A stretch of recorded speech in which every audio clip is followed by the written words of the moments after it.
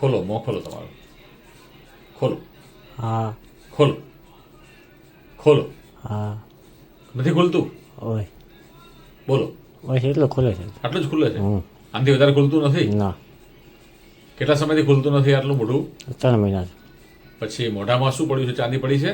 હા ચાંદી પડે કઈ બાજુ પડી છે? ડાબી જમણી બાજુ બરાબર. ખાવાનું ખવાય છે? હવે ખવાય. બરાબર છે. મોઢામાં શું થાય છે? મોટામાં બીજું કાંઈ નહીં. પહેલા શું ખાતા હતા તમે? મસાલા મસાલા કેટલા ટાઈમ ખાતા? 3 મહિના. સાચું બોલવાનું, ખોટું નહીં બોલવાનું. હા 3 મહિના. બરાબર. અને આ મોઢું ક્યારનું બંધ થયું? 3 મહિના બરાબર. તો દાંત કેમ આટલા બધા કાળા છે? સબ બીડી પીવું. બીડી પીઓ? બીડી ક્યારની પીઓ છો? પછી મસાલા છોડ્યા તો ત્રીજવાની. બીડી કેટલા વર્ષથી પીઓ છો? 3 વર્ષથી પણ 3 વર્ષથી બીડી પીઓ. રોજની કેટલી બીડી પીઓ છો? ને 25. 25 બીડી પીઓ છો. તમારી જે હાલત થઈ છે ને આ મોઢાની, હમ એ તમાકુના કારણે, બીડીના કારણે, ને મસાલાના કારણે થઈ છે. બરાબર? હમ તમે સાચું બોલો ખોટું બોલો મને ખબર પડતી નથી, પણ વ્યસન બહુ જૂનું છે.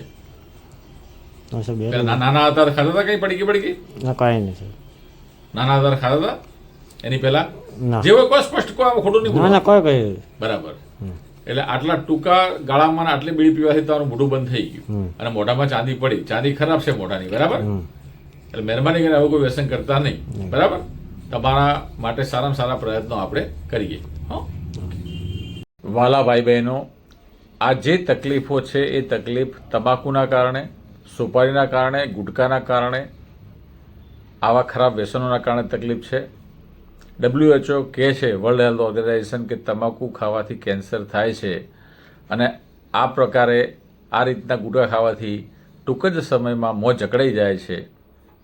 તો મહેરબાની કરીને ગુટકા, બીડી, સિગરેટ, તમાકુ જેવા વ્યસનથી આપણે દૂર રહીએ.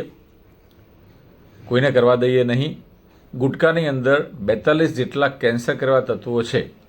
આ વાત કોઈને ખબર નથી.